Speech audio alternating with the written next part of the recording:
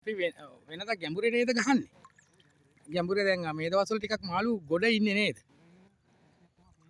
ඔව්. ඒක නිසා එක්ක ගොඩ හරි ටිකක් සාමාන්‍ය ගැඹුරෙන් හරි තමයි ගහන්න හිතාගෙන ඉන්නේ. තා පොඩි වෙලාවකින් දැලා දානවා. මොකද අපි තාමත් යන ගමන් ඉන්නේ අදාළ හරියට. ඉල්ලා බලලා ආයිත් වීඩියෝ එකකින් ඔය මේ ගොඩත් එක්ක තමයි ඉන්නේ. කොහොම ගිහිල්ලා එනේ. ඔව්.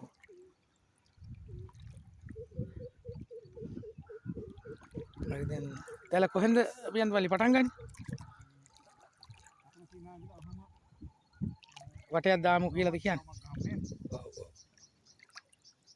මේකේ සාමාන්‍යයෙන් ගොඩක් දුරට මේකේ මාළු ඉන්නේ තෙප්පිලි තමයි. තෙප්පිලි සිලාපි ඒ වගේ ලූල්ලෝ එහෙම ඉන්නවා. නමුත් අර මේක අපි තංගුස් දැලක් නේද? තංගුස් දැලක් නේද?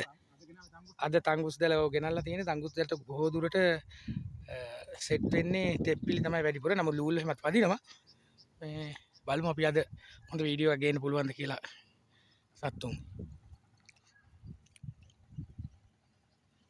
දැල කොහෙන්ද පටන්?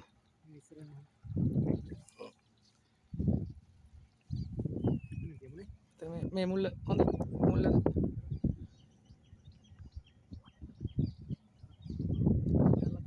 ඔව්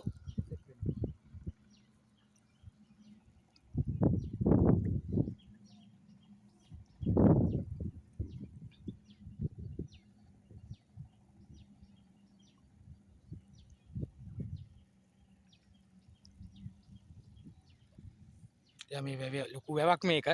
සාමාන්‍යයෙන් මේකේ මාළු රසයි නේද පියන්වල්? මේකේ මාළු ඔව් ඒ කියන්නේ ඒ වගේ රසයි ලොකු වැවක් මේකේ. සාමාන්‍යයෙන් ඔය ලොකු ප්‍රමාණික වැවක් තියෙන්නේ. ඔය අර පේනම ඇති. සාමාන්‍ය කිලෝ 2කමාර ආසන්න ලොකු සිලාපි ඉන්නවා. ඒකනේ අර කිලෝ කීයද? කිලෝ 2කමාර 2 ඒ වගේ සිලාපිනේ. ලොකුයෝ. කොහෙන්ද තියන්නේ? ඔව් බලන්න එහෙනම්.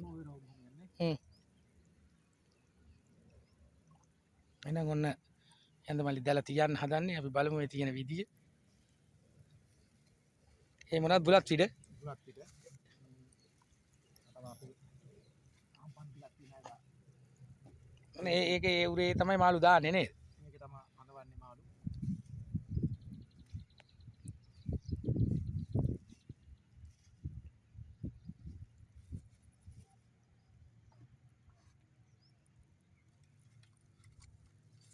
දැන් ඔන්න දැලා දාන්න යන්නේ. මේ දැල කොච්චර දිග තියෙනවද? මේක බඹ 145ක් තියෙනවා. 145. 145.